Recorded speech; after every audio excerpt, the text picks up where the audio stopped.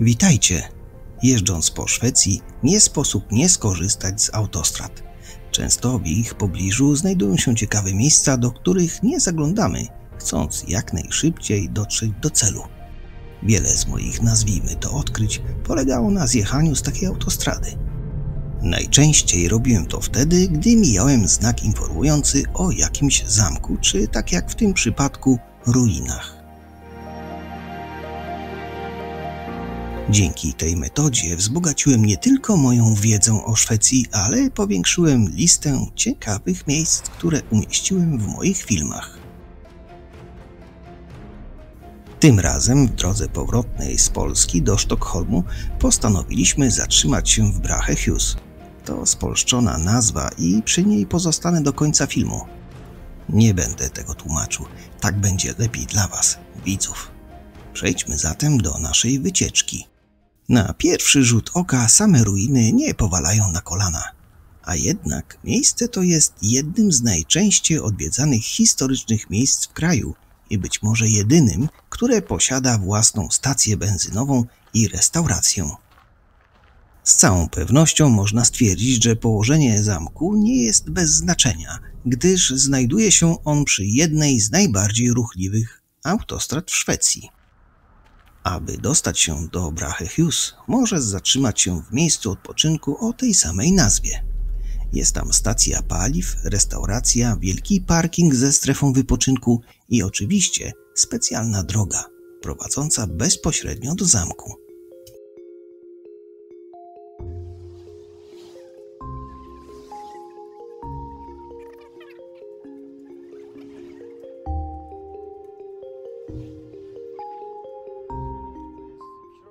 Po około 300 metrach wyłaniają się nam ruiny, a za nimi widok na wielkie jezioro, u brzegów którego znajduje się malownicza miejscowość Grenna oraz wyspa Visingsö.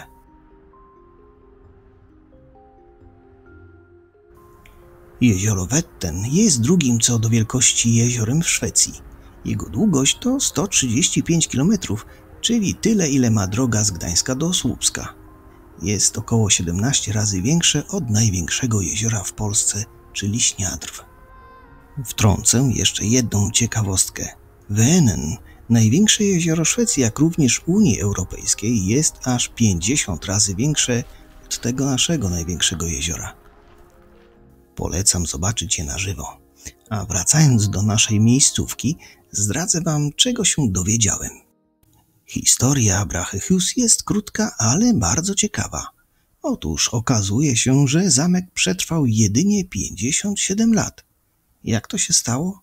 Co było przyczyną takiego stanu rzeczy? No to od początku. Z domem Brahe, czyli zamkiem, jak nazywał go Per Brahe młodszy, wiąże się kilka legend. Jedna z nich podaje, że Per Brahe i jego goście, udając się do zamku, pozwolili się wnieść na noszach czy lektykach po stromej górskiej ścianie.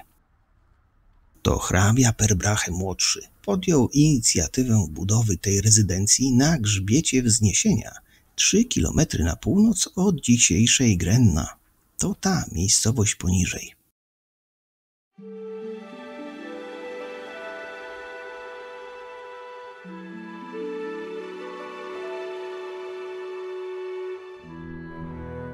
Pierwotny pomysł był taki, że Brachehus miał być siedzibą pierwszej żony hrabiego, Kristine Katerine Stenbock. Budowę Brachehus rozpoczęto w 1638 roku, jednak cała inwestycja okazała się nie lada wyzwaniem. Gromadzenie i transport materiałów budowlanych były czasochłonne i nad wyraz trudne w tamtym czasie.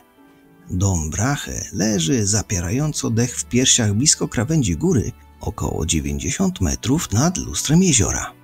W momencie budowy zamku nie było tam żadnej drogi, po której można byłoby przewozić materiały budowlane. Jedyna droga prowadziła w górę zbocza. Nie była to łatwa wędrówka. W najbardziej stromych partiach trzeba było zbudować schody z poręczami, aby ułatwić wejście, a gdzieniegdzie stały ławeczki, by można było odpocząć.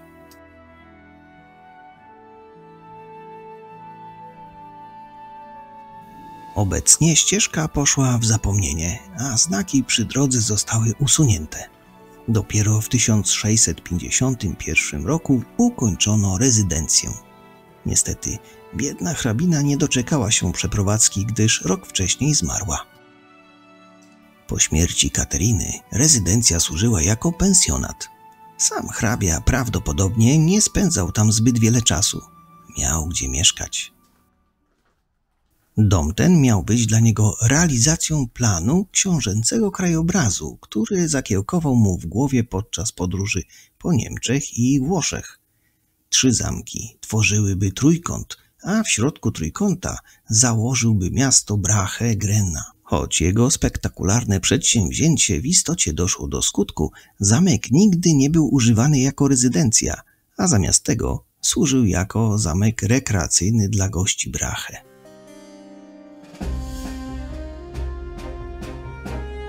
W Brahe Hughes prowadzono stosunkowo spokojne życie w porównaniu do Wistingboria, czyli do innej rezydencji tego hrabiego.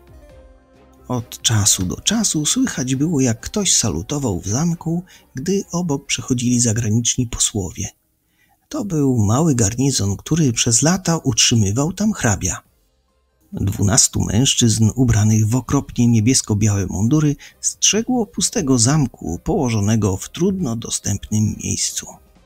Główny budynek ma kształt niemal kwadratu i jest zbudowany z szarego kamienia. Elewację pomalował Johann Werner w jaskrawych kolorach. Brahe Hughes miał piękne ozdoby wokół okien i wzdłuż łańcuchów narożnych. Motywy zostały zaczerpnięte z mitologii rzymskiej. Wnętrze natomiast musiało być dość proste, zgodnie z ówczesnym szlacheckim punktem widzenia. Po śmierci właściciela zamku w 1680 roku hrabstwo zostało cofnięte do korony na mocy dekretu redukcji Karola XI, a w 1708 roku doszczętnie spłonęło. Ruiny zamku zostały po raz pierwszy odrestaurowane w latach 1908-1910, a ostatnio w 2012 roku i od tej pory są łatwo dostępnym miejscem zwiedzania. Brahe Hughes dostępny jest przez cały rok w dzień i w nocy. Ta krótka i smutna historia zamku jest jedynie narracją do widoków, które z tego miejsca rozciągają się po horyzont. W połączeniu z dobrym jedzeniem w znajdującej się tu restauracji, możliwością zakupu wytwarzanych tu słodkości, możliwością zatankowania samochodu i odpoczynku w wyznaczonych strefach, miejscówka ta może okazać się idealnym miejscem na przerwę w podróży. Co myślicie o takiej chwili relaksu? Zanim pożegnam się z Wami, chciałbym prosić o komentarze pod filmem. Zrobicie mi wielką przyjemność, jeśli dołączycie do grona subskrybentów i dacie łapkę w górę. Nie zapomnijcie o dzwoneczku, by nie przegapić kolejnych filmów. Tym, którzy wpadli tu przypadkiem, polecam inne filmy na moim kanale, nie tylko te o moich podróżach po Szwecji. Dziękując za obejrzenie tego filmu do końca, pozdrawiam Was wszystkich serdecznie.